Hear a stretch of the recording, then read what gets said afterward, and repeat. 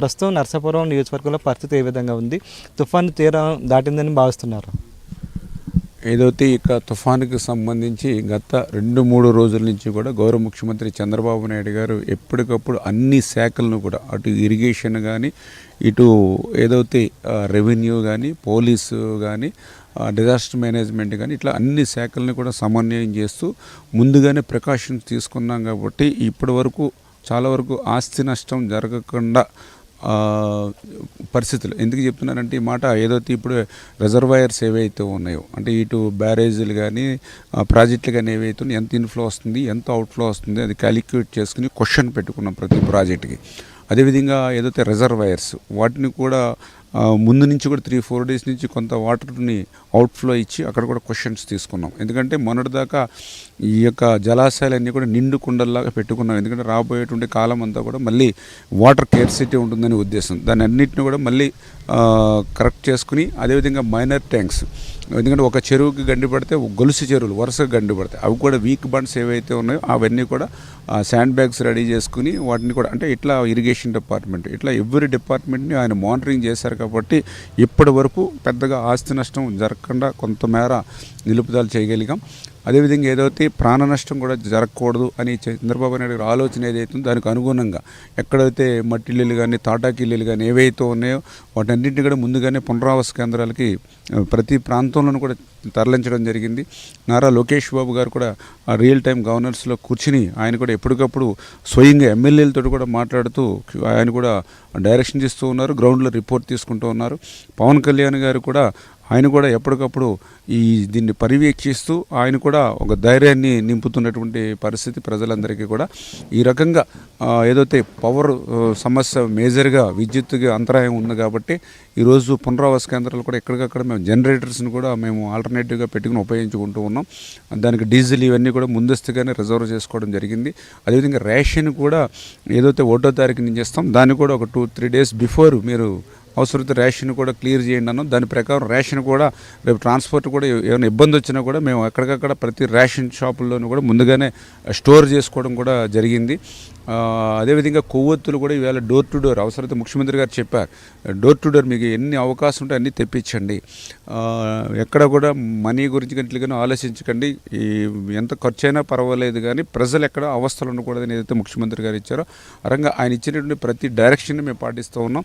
అందులో ముఖ్యంగా ఇప్పుడు ఈ నరసాపురం ఏదైతే ఉందో ఇక్కడే బీపుతిప్ప, ఇట్లాగే 10-12 తీర ప్రాంత గ్రామాలు ఏవైతే ఉన్నాయో వాటిని కూడా ఈవేళ స్వయంగా ఇక్కడ మన నాయకర్ గారు కానీ, మన రామరాజు గారు కానీ, అదేవిధంగా మన పెద్దిరాజు గారు కానీ, ఇట్లా ప్రతి ఒక్కరూ గ్రౌండ్ లెవెల్లోనే ఉండి సురక్షిత కేంద్రాలకి, ఎందుకంటే కొన్ని చోట్ల పబ్లిక్ వాళ్ళు ఏంటంటే మేము చాలా తుఫాన్లు చూసాం పర్వాలేదండి అని కొంచెం ఉంటే వాళ్ళు కూడా ఎడ్యుకేట్ చేసి వాళ్ళని కూడా పునరావాస కేంద్రాలకి తీసుకురావడం, ఇట్లా ప్రతి విషయంలోనూ కూడా అధికారులకి సహకరిస్తూ ఈరోజు ఏదైతే మన కూటమికి సంబంధించిన కేడర్ కూడా గ్రౌండ్ లెవెల్లో మేము పనిచేస్తూ ఉన్నాం.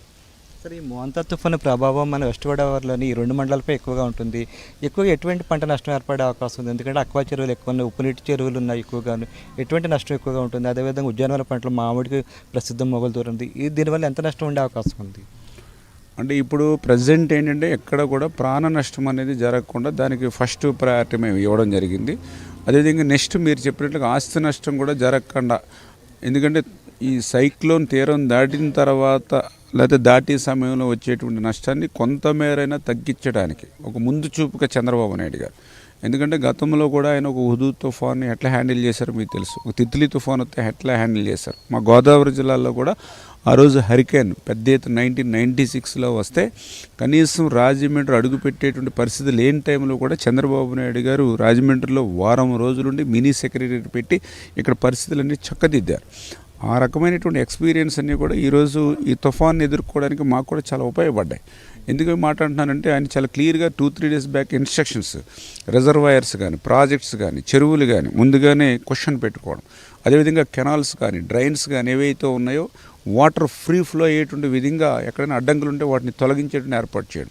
అంటే ఆ కెనాల్స్, డ్రైన్స్ మనం క్లియర్ చేయడం వల్ల చాలల్లో ఉండేటువంటి నీరు, అంటే ఫీల్డ్లో ఉండే నీరు కూడా ముందు బయటికి పోతే వర్షం వల్ల వచ్చే నీరు నిలువ ఉంటుంది. అదే మీరు లోడ్ చేసుకుని ముందే నీరంతా చాలల్లో ఒక 2 అడుగులో 3 ఫీట్ ఉంటే ఇదో 3 ఫీట్ ఉంటే మొత్తం పంట అంతా నష్టపోతుంది. అంటే అంత ప్రికాషన్ తీసుకున్నాం, సాధ్యమైనంత వరకు నష్టాన్ని తగ్గించాలనే ఉద్దేశంతో రేపు ఏదైతే ఈ తీరం దాటిన తర్వాత వచ్చేటువంటి నష్టం ఏదైతే ఉందో అది అన్ని రకాలు కూడా ఎస్టిమేట్ చేసుకుని, అందులో ముఖ్యంగా మా జిల్లాలని అంటే ఇక్కడ ప్రధానంగా ఎక్కువ మరి ఆక్వాకల్చరు, ఈవేళ ఆక్వాకల్చర్కి కూడా ఏదైతే నష్టం కానీ, అదేవిధంగా ఏదైతే ప్యాడీ ఇది కూడా పొట్ట పాలు పోసుకుని సరిగ్గా ఈనికి దశలో ఉన్నాయి. ఈ సమయంలో చేలు పడిపోతే పెట్టుబడి అంతా కూడా ఎకరానికి 30,000 రూపాయలు వాళ్ళకు నష్టపోయేటువంటి పరిస్థితి ఉంటుంది.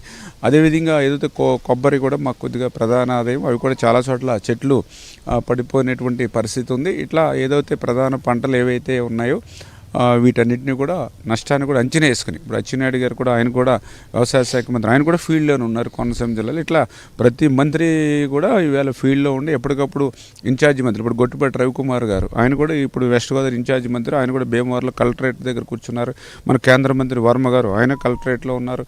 ఇట్లా ఒక ఫీల్డ్లో అంటే ఒక ప్రజలకు ఒక భరోసా, ఒక భద్రత ఉండేటువంటి విధంగా, ఒక ధైర్యంగా ఉండేటువంటి విధంగా, అప్రమత్తత ఇచ్చేటువంటి విధంగా ఈవేళ ప్రజాప్రతినిధులందరూ కూడా ఫీల్డ్లో ఉండమని ఏదైతే చంద్రబాబు నాయుడు ఇచ్చారో ఆయన ఆదేశాలను పాటిస్తూ ఎప్పటికప్పుడు ఆ ప్రాణ నష్టం జరగకుండా ఆస్తి నష్టం తగ్గించేటువంటి విధంగా ప్రయత్నం చేస్తూ ఉన్నాం. అదేవిధంగా ఇక్కడ లోకల్ ఎమ్మెల్యే నర్సాపురం ఎమ్మెల్యే నాయకరం అంతా ఉన్నారు సార్, చెప్పండి.